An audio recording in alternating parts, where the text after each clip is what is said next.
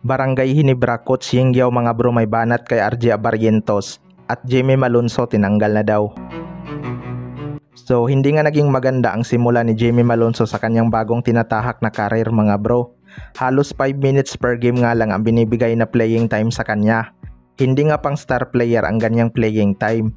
Hindi ko lang alam kung bakit kinuha pa ng Kyoto itong si Jimmy Malonzo kung hindi lang din pala bibigyan ng sapat na playing time. Sa PBA kasi nasa 30 plus minutes nga siya per game mga bro. Alam kasi ni Coach Timcon ang kalidad ng player na to. Pero ayon nga sa source mga bro ay tinanggal na daw itong si Jimmy Malonzo sa mga posibleng makakabalik pa sa Barangay Hinebra. Well, para sa akin mga bro, nagmo-move on na nga sa kanya ang Barangay Hinebra. Aminado naman si Scottie Thompson at Coach Timcon na malaking impact talaga ang pagkawala ni Jimmy Malonzo at parang naninibago daw talaga sila. Pero kailangan nga nilang mag-move forward dahil may kontrata na sa Japan si Jimmy Malonzo. Pero parang delikado nga ang karir ni Jimmy Malonzo sa Japan B-League mga bro. Kapag tuluyan na siya ng Kyoto na gawing bench player, hindi talaga lalabas ang laro ni Jimmy Malonzo sa maikling playing time. Kaya dapat talaga ma-impress ni Jimmy Malonzo ang kanilang coach sa team practice mga bro upang maisipan ito na bigyan ng mahabang minuto si Jimmy Malonzo. Kaya abangan na lang natin sa kanilang mga susunod na laro kung aangat ba ang kanyang minuto.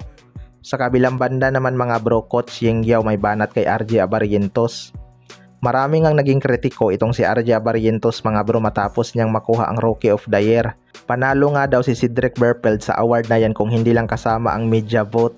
Lamang talaga sa stats itong si Cedric Berpeld mga bro dahil konti lang ang kanyang nilaro kumpara kay RJ Abarrientos. Nakadalawang final appearance pa nga ito kaya marami talaga siyang nakuhang boto sa media. Noon pa lang award na nga ang lahat nakasama talaga yan sa criteria ng Rookie of the Year. Kaya hindi natin masasabing dinaya si Cedric Berpeld.